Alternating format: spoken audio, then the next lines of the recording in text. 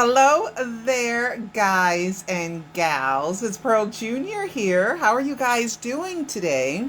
I hope you're doing well. I don't have a lot of like new news, but I've been meaning to do this video for a long time. Hello there. Somebody did pop up, so I know that I'm on public. And I just hadn't did it, because there were always more things to report on. Right now, the news in the Jackson world is like nothing. We have like nothing. Donald Trump is in the election, and rest in peace, Ruth, or the notorious RBG. Rest in peace. You did a good job with your life. Um, so there's a lot of stuff going on, okay? Outside of the Michael Jackson world. So Michael is not getting hardly no press whatsoever. So now is the time to tell a few stories that I have some of them I've told, most of them I've rarely told, and a few I have never ever told. You guys don't know, I never told you guys that I met Dee Dee Jackson before. Taj Terrell and TJ's mother, Tito's wife, ex-wife. I met her and Tito in the early part of the 80s. I used to live on a street called Coldwater Canyon in North Hollywood. And my mother sent me to buy a faucet somewhere. And it was around and I imagine, I don't know, that they were remodeling their kitchen. I can only guess. So there was this like kitchen remodel place that was on the corner of Van Noen and Coldwater in North Hollywood. I went in there, and Tito and Dee Dee were in there, right? And I couldn't believe it. I was probably either 19, 20, somewhere in that age group. So it was the early 80s. And they were in there, so I got a chance to talk to Tito, and I met Dee Dee, their mother, and she was more like, come on, Tito, we're supposed to be in here getting stuff for our kitchen. But Tito was very nice and very kind, and she was polite too, but she was more like, oh, the fan stuff again. You know what I mean? Because I was young, So that's a little story that I just never told you guys, that I did meet her before in a little store on the corner of Van Owen and Coldwater. I don't even know if that store is still there to this day. I probably should look it up. Okay, so that's one story I've never told. Another story that I have never told is that Reeby's husband, Nathaniel, the parents of Austin Brown. Reeby got married to him in 1968, and she remained married to him for 45 years until his unfortunate passing in 2013. I think he had cancer. He had some kind of cancer. But anyway, Cecil's mother, her real estate agent was Nathaniel Brown, was Reeby's husband. So when she went to sell her house and buy a condo or whatever, he was her real estate agent. So those are two little pieces of information that I have never ever told before. I know something about how their relationship, Michael and Nathaniel's relationship is, but throw away the key. I ain't talking about it. Okay, I'm not talking about it. But anyway, yeah, so I've met, I've never met Nathaniel, but, Cecil's parents are all in the mix of the Jacksons. Also, Cecil's dad, I told you guys this before, Cecil's dad is on the credits of the Michael Jackson Thriller album, and I have that pulled up to show you guys. Okay, and I'll turn this around. I know I've told this one before. And this, oops, where'd it go? Oh, there it goes. And this is the original Thriller album, and also they kept these credits in Thriller 25. So this is the thank yous, right? This album is lovingly dedicated to Katherine Jackson. Special thanks and fantastic family to Special thanks to our fantastic family. And there is Cecil Holmes. That's not my Cecil Holmes, that's his father. Okay, Cecil Holmes Sr. And so he's in the thank yous of the Thriller album because he has a very luminous career in the music business. You know, if he was on the Thriller album and the thank yous, you know he was. And that Cecil, the Grammys where Michael won all the awards for Thriller. I think it was in 1984. Michael met Michael backstage. Michael, he was backstage with his dad, and Michael came. And one thing that he had noticed, or Cecil's dad told me, I think this story, is that when Michael and Joe would see each other, or Joe would show up at an event, they would shake hands. They would say, "Hey, hello, Joseph," and they would shake hands, right? Not hug like parents do or whatever. They shake hands, you know. Well, Joe was the manager, so Joe, I guess, I'm just speculating that Joe had to take himself away from being their parent, so he could be their manager, even though at that time Joe was losing control of all his children's careers around that time. And Michael was getting a new manager, and the boys wanted a new manager, and all that other stuff. So Joe would still, you know, he's still the dad, you know, he still was responsible for their career. So Joe would show up, of course, and of course Joe's welcome wherever his kids are. All right. So that's another cute story. Cecil's dad is also the one that got Donna Summers her start. He signed Cameo. He had brought Gladys Knight and the Pips over to Casablanca Records. Cecil's dad was part owner of Casablanca Records. So if you want to look up that history, who else was on the Village People, Kiss? Cecil knows all of them. Oh, a story. Just you know, a little story that Cecil would be in the recording studios with Gene Simmons and Kiss at the time, and Gene Simmons and Diana Ross dated.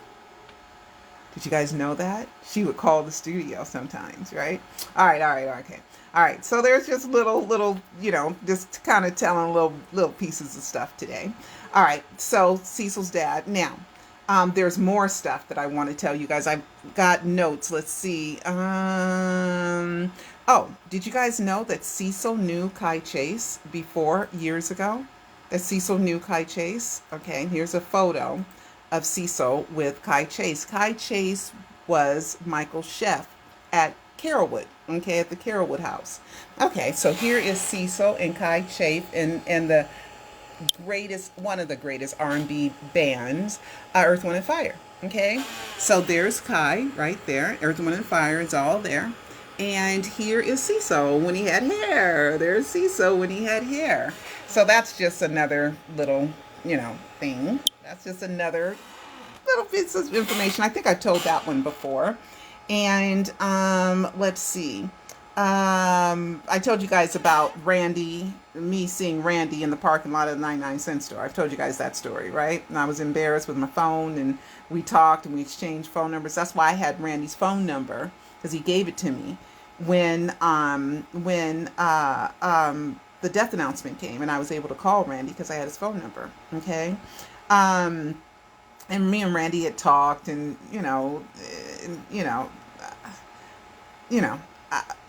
why was he there? I don't know.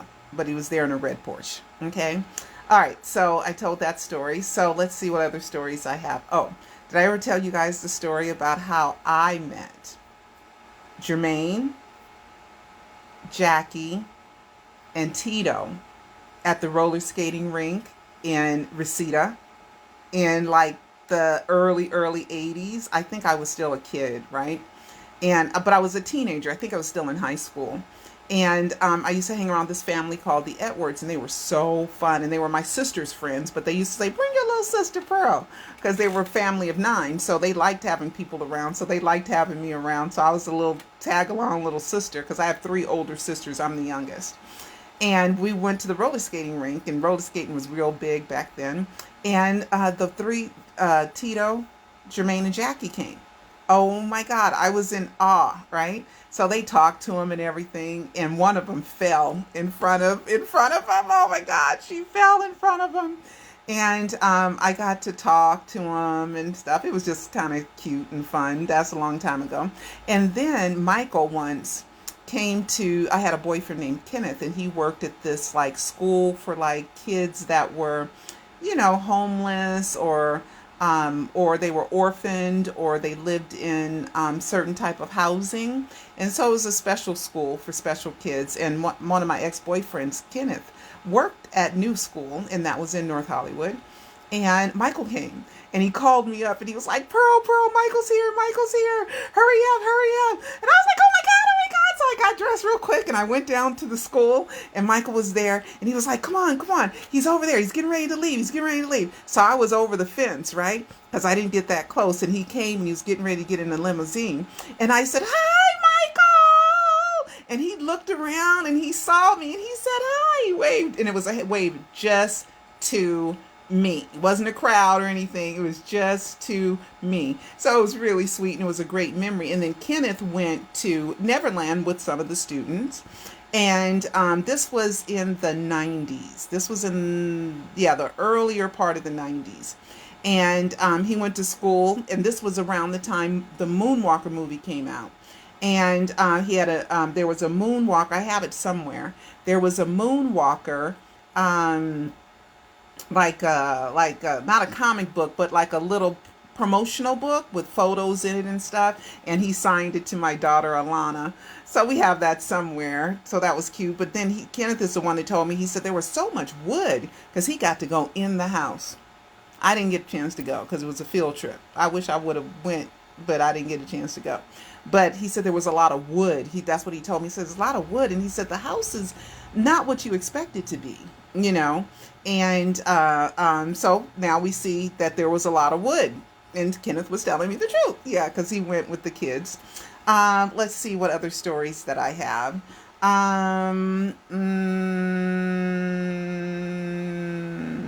I went to see the Jackson 5 get their star on Hollywood. Yes, I was there. I was in the crowd. And I told my friend Dana, I said, oh, they're going to be there. They're going to be there. We got to go. So we caught the bus and we went to Hollywood. We called it the Richard T. Davis bus, RTD, which is Rapid Transit District, but we called it the Richard T. Davis. Well, how you going to get there, girl, Richard T.? Which was the bus, right? So we caught the bus to Hollywood and we saw the Jackson 5 get their star on Hollywood. And it was so fun. And Michael was there and it was just so exciting, to see them. So I was in the crowd. Ah! All right. So, and I went to a victory concert of Michael's.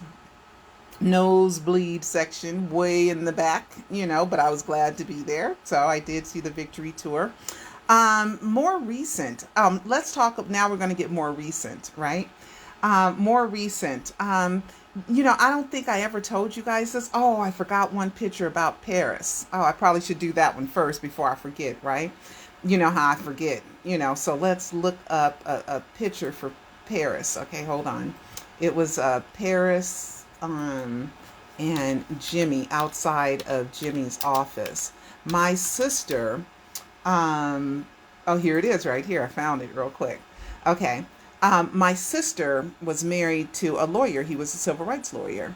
And he had an office on Venice Beach, an office right there on the boardwalk of Venice Beach. And at the time, I was getting a lot of hate. And people were saying bad things. And I don't want to get into who the haters were. But at the timing of this, of Paris taking a picture right outside of his office, was kind of like a wink, wink, to me. At least that's how I took it. All right. So, oh, man, where is it? This is not the right picture. Okay, well, let me keep looking. Where is the picture? There is the mural. I have the picture somewhere. Oh, man. Paris. Oh, man. I know I have it. It's very old. Paris mural, Jimmy's office. This is not the picture that she took, though. Oh, man, this is where it was, but this is not the picture. Oh man, where could it be? Oh, I'll just have to save it. I'll just have to save it because I don't know where it is because I have so much stuff saved. Let me try another search. Let me just try another search. Paris, Jimmy. Okay, let's see. Nope, that's all that comes up. Let me see. Office. Nope. I'm going to have to find it, but I have it somewhere. I know I have it somewhere. Sometimes my archives get a little messed up, and I have so much of Paris. Oh my God, I have so much saved of Paris. Oh my goodness. So this is really old. So anyway, but she took a picture outside of my brother-in-law's office at a perfect time, like to say, leave her alone. You know what I mean? One of those things. But it was right outside of Venice Beach. Paris, if you're listening, girl, post a picture. You remember, outside of the mural on Venice Beach. Okay, but let's see. I know I have it somewhere, but it's going to take too long to find. But anyway, I got more stuff to show you guys. Okay, so then there's this story where I knew someone who lived in like a shelter, like a homeless shelter for families and for adults and stuff. And then all of a sudden, I would go there and pick the person up and take them places and do things. And then Catherine, Paris, Prince, and Blanket, this was in 2011, show up at that very place and donate money. Okay, here's the article. I think this is the article about it. I think this is TMZ. It's really kind of old, and it was in 2000, because I remember it was before Peter Michael Bobby called me, right? So they went here and they donated money. And I knew someone who lived at the very facility, but at the time I was like, wow, that's a wild coincidence. My goodness, that's a wild coincidence, right? So, okay, so we have that. Hold on, I'm trying to turn it around. All right, so we have that. And then I have, let's see what else I have. Okay, I got more pictures. I don't want that one. I don't want that one. But they went away. Oh my goodness. Oh, I deleted them. I had more pictures, but I can find them. I can find them. I can find them. I can find them. I can find them. All right. So then there is this article with, oh man, how could I had, oh, I'm so sorry.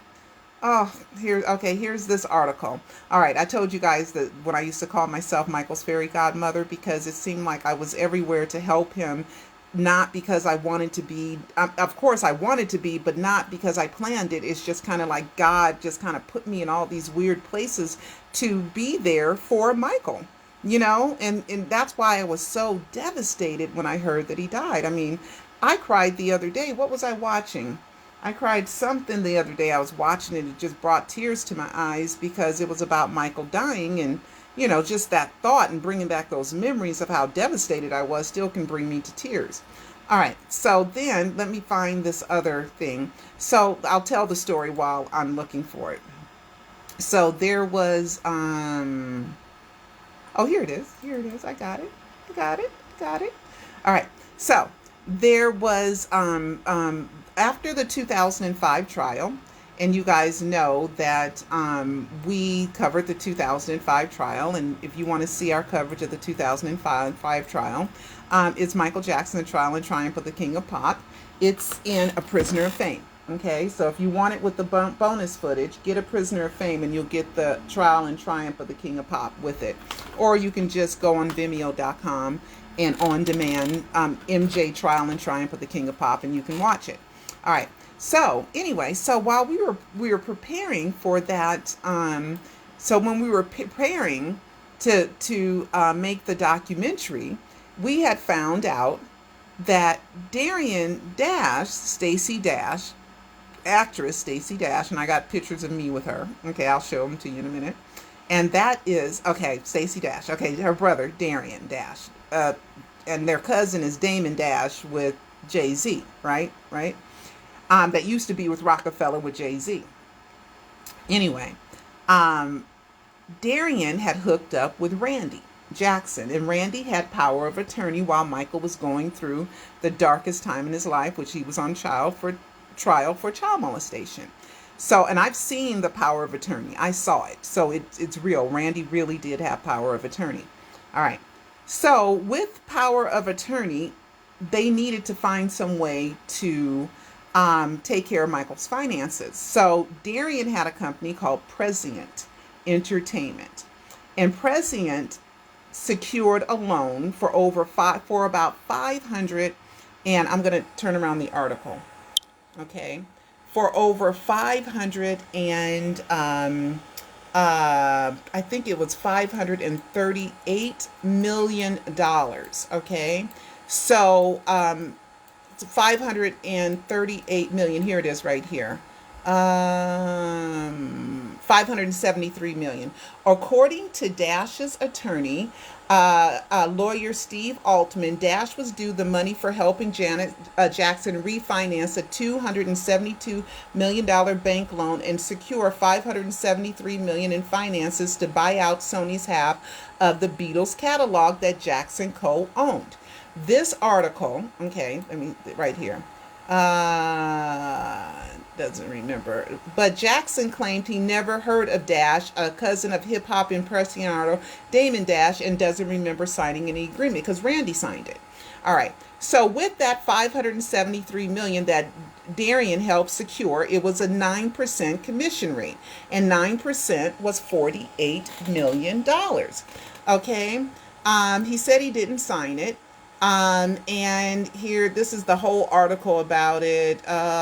It's so long ago, 2007, June 17th. Anyway, and so he was being sued. So this article is about the settlement. I believe it's about the settlement. Because it was June 17th, 2007, right? Now, I got to tell you guys the story. Okay. So, Cecil's dad really likes Michael, and Cecil's dad is a super, super nice, great guy, period. Okay? And he and talented, and just knows good music and talent and can spot it when he sees it, right? That's why he had so much success with signing people to Casablanca Records. So, anyway, we were having a Father's Day at one of Cecil's other brother's house, Father's Day. And I got to get out of here. I got to go fast. Okay, Father's Day. And so he said, how's the kid doing? That's what he called Michael the kid. And I said, oh, blah, blah, blah. And I said, Darian is suing Michael. He said, Darian suing Michael for what?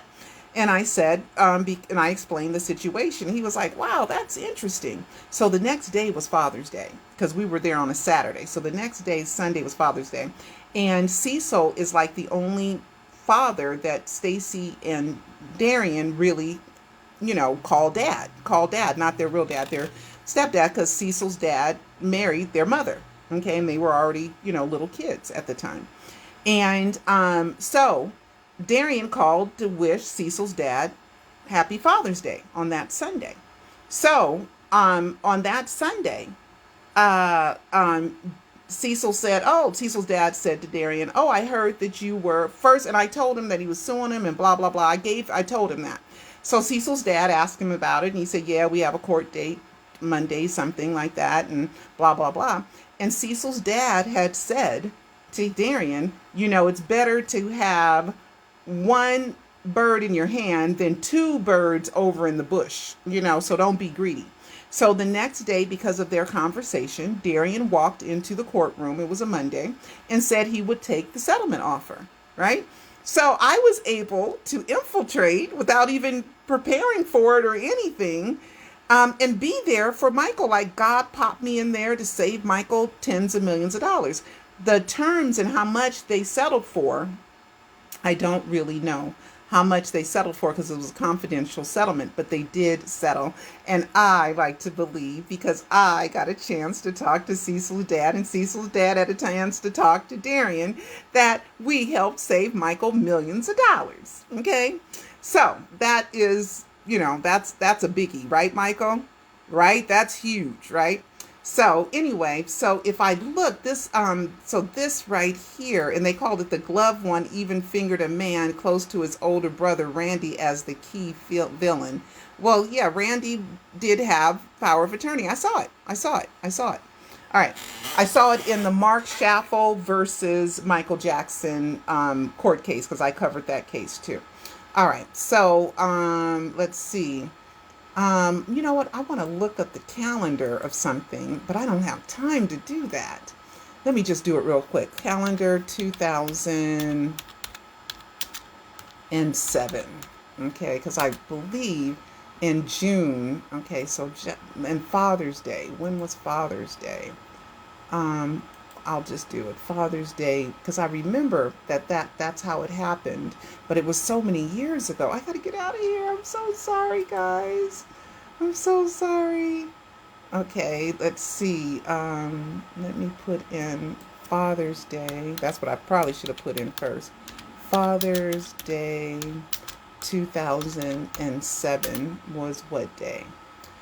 Sunday, June 17th. Okay, so they were having a court case like the next day or something. And if I look at the settlement, it should be around that time. The settlement should be around that time when it hit the news days after or something. But I was, we found out about it right away before it hit the news. Okay, that Michael settled, his lawyer settled for it. And the lawyer for that was Lundell Macmillan. And I had told Lundell Macmillan when I was covering the Schaffel trial that I don't know Darian personally, but I know somebody who knows him and maybe I can help out. And he looked at me like suspiciously and said, I know Darian, I can handle it. I said, okay, at least I tried. But then God made another way, right? Because I didn't know that I was going to be in a position to tell Cecil's dad. I had no idea. All right, so those are kind of cute little stories. All right, there's a couple of more things that I want to show you guys. Okay, here is an event that I went with Stacy Dash. I don't think I've ever showed you guys this picture. And I don't want to tell you guys what it was, so I blocked out some people that are in it. But there is Cecil's dad, and there's Stacy Dash. And if you scroll over, there is me and Cecil. There's me and Cecil. And because Stacy Dash is like a part of our family,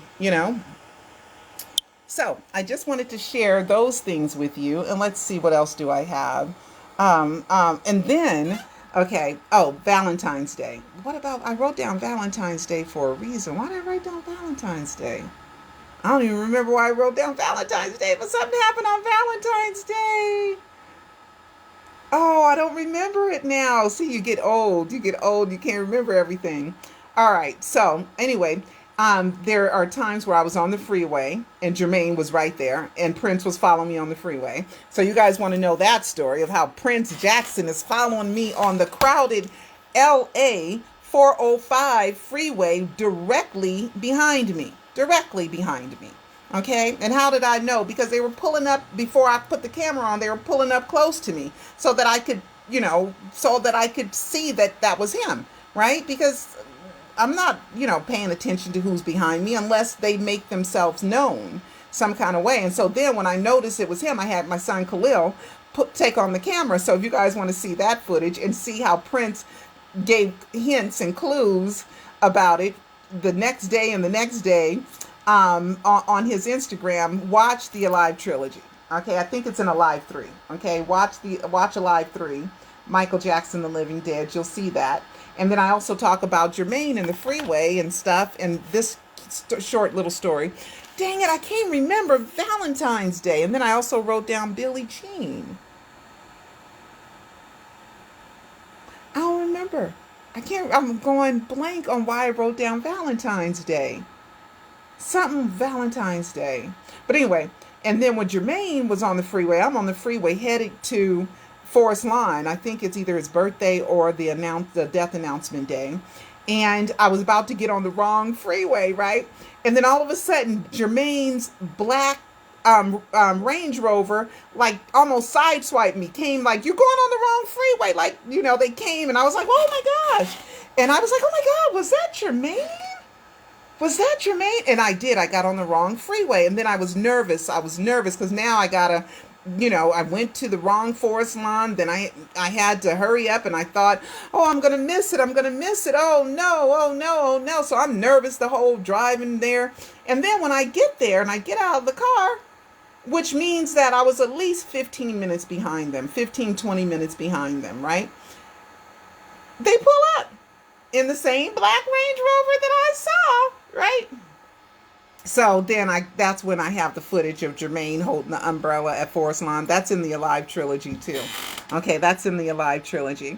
So you guys watch the Alive trilogy. Of course, don't forget to get Alive 4, Michael Jackson, the missing pieces. And, Cecil has to go back to work, but I'm going to see if I can get some stuff done for Alive 5, maybe. Alive 5 is going to, there's so many good things that I want to put in Alive 5. God, I wish there was a way that I could make Alive 5 right away, but it takes like 3 months, because you guys don't have any idea of it. We're not putting together chunks of edited footage. We are taking footage, and oh my God, there's 700 to 1,000 images in our documentaries. It's a lot of work, and it's a lot of research, and then I have to organize it, and then I have to, organize it by topic and by chronology, and it's just a lot. Okay, so let's see if I got all my stories. I think I told all my stories. If I remember what I wrote Valentine's Day in Billie Jean. Oh, Billie Jean! I remember the Billie Jean story, and then I gotta go. Okay, the Billie Jean story. Okay. Oh, I remember Valentine's Day. I remember them both. They both have to do with Hayvenhurst. Okay, Hayvenhurst. Okay, I had the same boyfriend, Kenneth. Okay, at that time. So this was like the early '90s, and he had family that came in from. He was from Rhode Island. That came in from Rhode Island. And I said, oh, I was taking him sightseeing. And I said, oh, you want to go by the Jackson's house? So we went by the Hayvenhurst house. And it was Valentine's Day. And when we went by there, Jermaine, Jackie, and Tito, they were in 2 different cars. And Marlon, I think, they were in 2 different cars. They were pulling in, just lucky. And they Kenneth's friends got to have pictures with the Jacksons, and they got out and they talked to him. I didn't get out the car because I was supposed to be beyond that, right? Because I'm from California, right? So they got to get pictures with the Jacksons, and that was just kind of fun. And then Billie Jean. Okay, here's the story.